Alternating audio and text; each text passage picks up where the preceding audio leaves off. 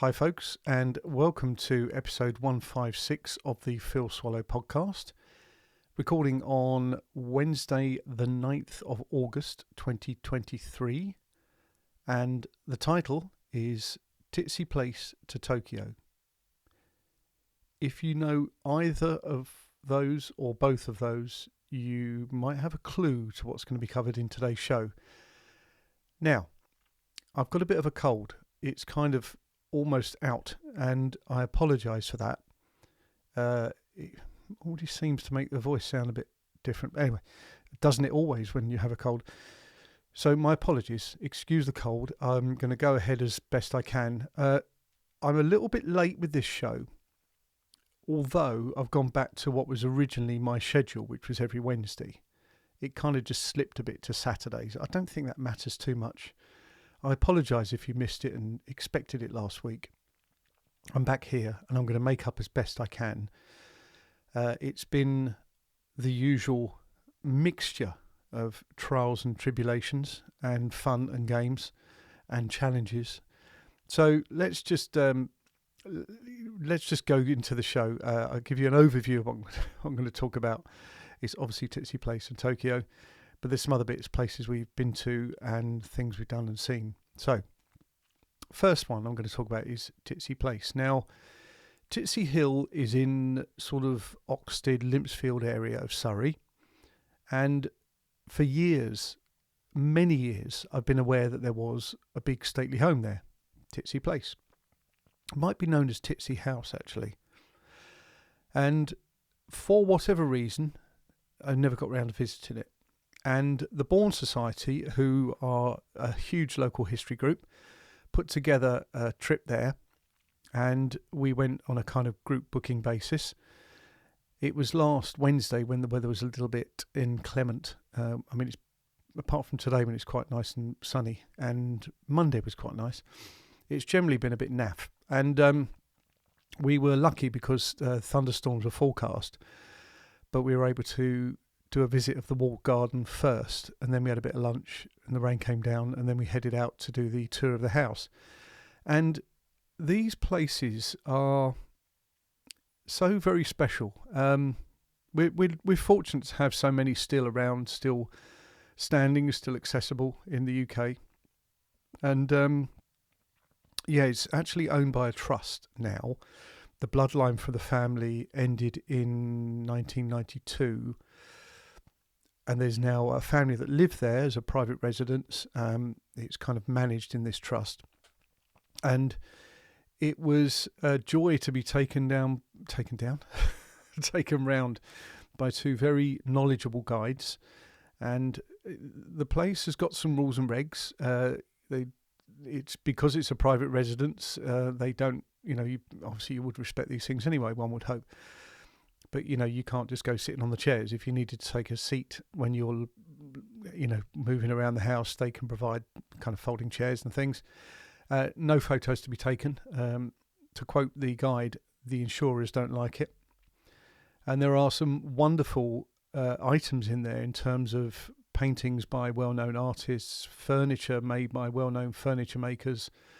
It's probably worth looking online if you wanted all the details, but to mention Canaletto and Reynolds and Chippendale and Sheraton, then that gives you an idea. So we were taken, it was probably about an hour, the tour, and there are one or two rooms that stood out, but in particular was the first main room we visited after we had our opening talk in the main reception area, and that was the library on the ground floor. And this place, it had a smell that you can only imagine, rich with all books and huge kind of map books, I assume atlases. We didn't really get a chance to study them. I had a look at a couple of, the spines of the books just to see what they were.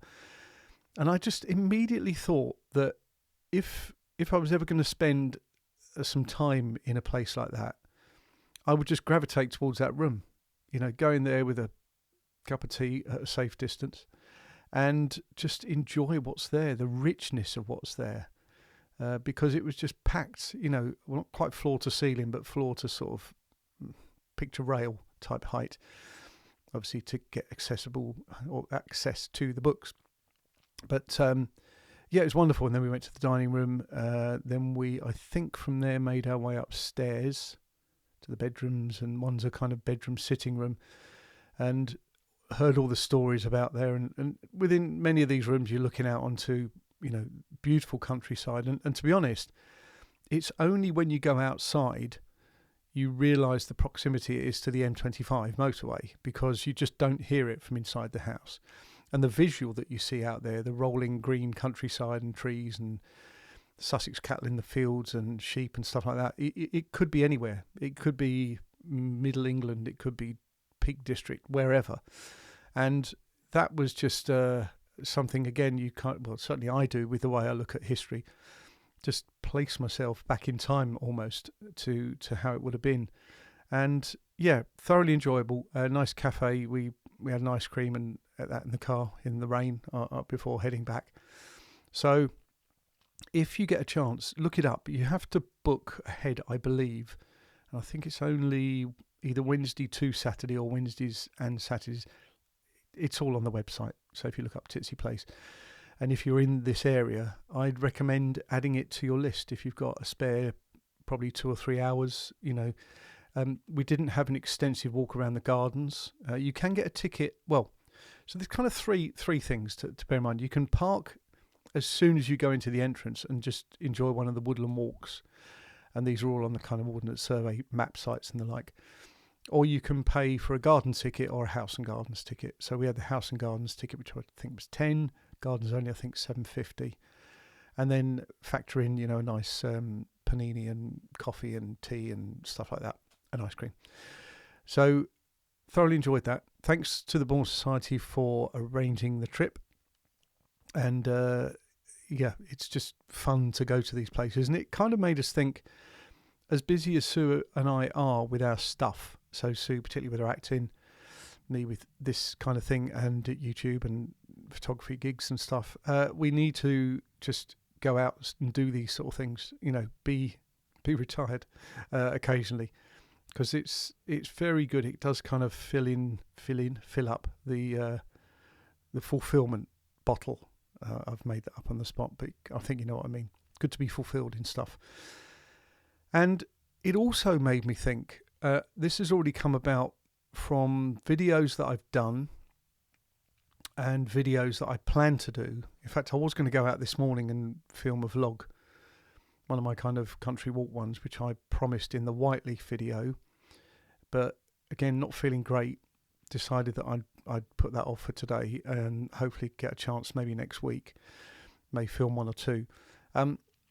But yes, there's almost this whole list of places that I've always known about and in many cases lived very close to, but never actually visited or never explored by way of a walk, a public footpath walk.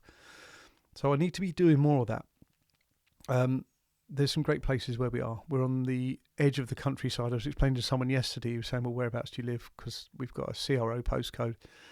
I said, well, we're very near to the London Borough of Bromley border. We're very near to, well, we're in Greater London, but also very near to the Surrey border. So we're kind of right on the outskirts there. And it's really easy to either get into town, more about that later, or get out to the countryside. So really, really nice. So the Tokyo video is now live. That went live on Sunday evening. I was getting to the stage where I was almost going to be redoing it forever. With any of these things, you have to make a commitment at some point to say, nope, that's it, it's going to go out. If I really wanted to do other things to it, then I could do a follow-up. I could do something on a specific chunk of it. The view count's reasonable. The actual watch duration count is, and the likes are, so it's early days. I think it's one of those that will probably get a lot of searching. And also I broke down the chapters so that if you wanted to just look at the Imperial Palace grounds in Tokyo, you'd be able to go to the chapter for that particular part of my video. So I shouldn't expect someone to watch it necessarily end to end if that's all they wanted to learn about. So, but it's there. I'm pleased that it's live. Ended up being about 17 minutes and 41 seconds. which is about the kind of mark I like for these sort of videos. Try and keep it moving, keep the pace moving, keep the subject matter changing within the watching experience. Now, I've got some more to follow up on that. I've got stuff to do around the cruise itself, around the destinations that we visited. So, but I'm taking just a little bit of a breather. So that's why I mentioned doing those walks, those filmed walks. I'm probably going to do those next. And also I've got 2, maybe 3 backed up that I'll probably do in a rainy day later in the year. So could watch this space. Stay subscribed if you're not already. Thank you. Now, the penultimate place to mention, we visited there from for a sad reason, which was went to a funeral. But the sad person who passed away was a very happy person in life, and that came across in the funeral service, that he would have wanted us to be celebrating his life and not dwelling too much on the fact that he's passed, even though that's why we were there. And we went to, as I say, Eastbourne Crematorium, lovely, lovely place, just as you're kind of entering Eastbourne. And he lived with other members of his family in different properties in the Sovereign Harbour area of Eastbourne, and that was wonderful. So the service went really well, and we chatted to a few people there, and then from there we made our way to the garden bar at the waterfront, which is a complex, well, there's a mixture there. There's a residential area where you've got a number of homes overlooking the water, the harbour. Number of boats are moored there because it's a harbour. There were the lobster pots all piled up, so you got that nice aroma that there was a working fish catching or lobster, shellfish catching business there, angling, whatever. So you got all those kind of experiences. And there's also some modern buildings, like there's a gym there and a big boat yard there. It's a kind of working place, but also a nice place for leisure. And it was just really beautiful. Different restaurants right on the seafront. So there was Turkish, Italian, Thai, some others. There were kind of deli type places and cafes and things. We had a very nice ice cream on the way out. And the bar itself was very nice. It just had all the usual stuff, the sport on TV and the pool tables and dartboards and all that. And it was really pleasant. And it made us think that if you lived in somewhere like that, you would have loads of community, but also you could easily get away just to go to the normal seaside, which is only, a stone's throw really from there. And, Eastbourne's reasonably well located to zap along to, Bexhill, Hastings, those sort of places. So we thoroughly enjoyed our trip, even though it was in sad circumstances. And this is, again, one of those places where we thought we'll have to go back and do another visit. It's only about an hour and a half in the car, door to door sort of thing. And also we find that we often do this thing thinking we could probably live there. And you think how your life might be. Although we do that a lot. So it'd be, well, we could live there in the harbour, or we could actually live just outside, or we could live in one of the nice properties in one of the villages, particularly Hartfield. We went through Hartfield on the way back, Winnie the Pooh country, and that was really nice. So yeah, Eastbourne and Sovereign Harbour, very nice, worth a visit if you're in that neck of the woods. And the final thing I'm going to mention in today's show is all about Highgate. So we went to the Gatehouse Theatre in Highgate yesterday evening to see True West, Sam Shepard play, which one of Sue's friends was appearing in. And it was a thoroughly enjoyable evening. I love going to these fringe theatre, off West End theatres. Not been to this one before. It was an interesting journey because it's not directly near a station.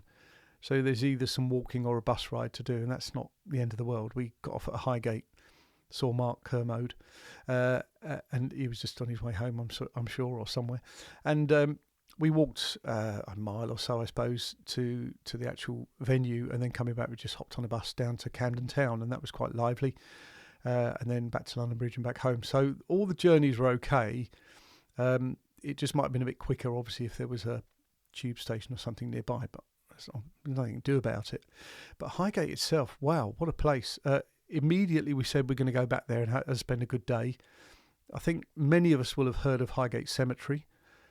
Karl Marx was buried there, and many famous people, writers, also Jeremy Beadle, apparently. So that's something that you can do. That I think it's something like £10 for a tour that you would manage yourself, £15 for a guided tour. So it's probably worth paying the extra £5 and getting that proper guided tour. I think it's about an hour, but then you can just access the whole cemetery.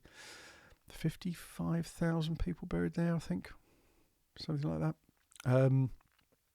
You probably have to pick out what you're aiming for there.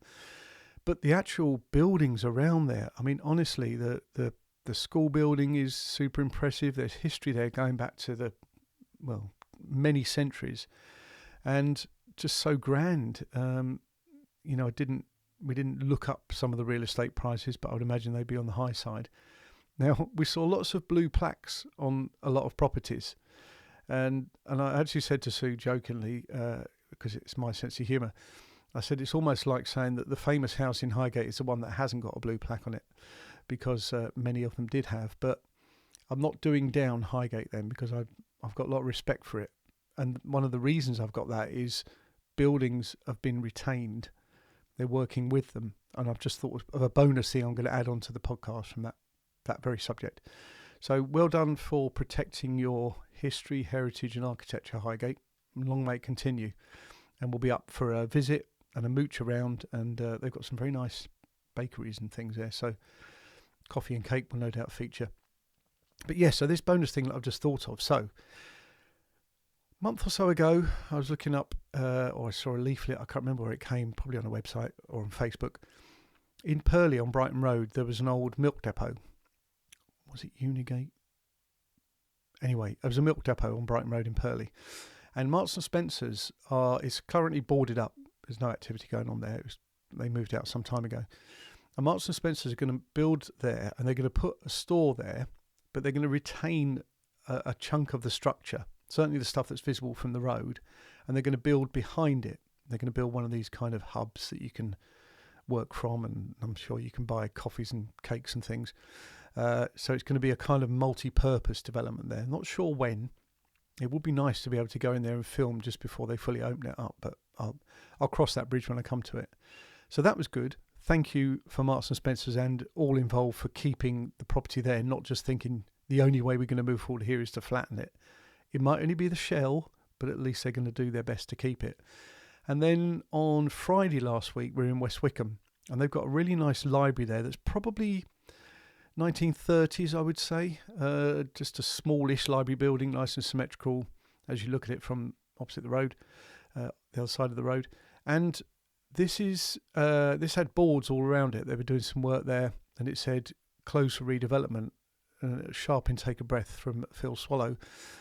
Then I saw the mock-up kind of drawings that they have on the boards, and it looks like they're going to retain the structure and add to it, build up and around it. So well done. So this is another council looking to maintain what's there and add to it, which is really, really positive. So that pleases me a lot. I've seen too many of these places that are just flattened. And I get that sometimes. I know that you can't build an efficient building sometimes if you've just not got the materials to work with. So energy efficiency and that kind of thing. But yeah, well done. Just two developments that are going to, for the right reasons, retain what's there, add to it, but protect it in the process. Really, really good. So that is probably all I've covered. Certainly all that I've remembered that I've covered in the last couple of weeks, because I spent so long on the Tokyo video. Well, the only other final thing, bonus thing, is that not that it matters to this podcast because it's still going to be probably recorded here, but we're going to have a little switch around. So my main sort of editing office is downstairs in effectively a utility room. It's not ideal, but it's been like that for years, ever since I first worked at home donkeys years ago. So we've now got the ability to reuse both of the bedrooms on the upstairs, other than the bedroom that we use as a bedroom, we have for kind of multi-purpose use. But it would probably be better for me to use Sue's room and Sue to use this room, because she does a self-tape in it and the like. So we're going to probably have a little change round. One thing we'll have to do as a prerequisite for that is to get the location of the hub router moved, and that's going to cost a bit, but it's going to be worth it, I think. So we're going to get that moved by Virgin Media business team, and so it'll probably take a few weeks, and then look to move it upstairs. And I think I'm going to be more productive in that kind of space, because there's a little bit of foot traffic and interruption that takes place currently. So it doesn't have any bearing on this at all, unless I decide that I might start wanting to do the podcast in there if the sound is dead enough. It's nice and dead here because I've got thick carpet on the floor. I've got kind of, you can't really see it, but it's sound deadening around me. So I'd rather maintain the quality and always look to improve it rather than just kind of throw it away for the sake of cosmetics and visuals. So anyway, thank you for following the show. Thank you for supporting what I do. Really appreciate it. Thanks for listening if you don't watch, and watching if you don't listen. And that's all for this show. Look after yourselves, and I'll speak to you in the next one.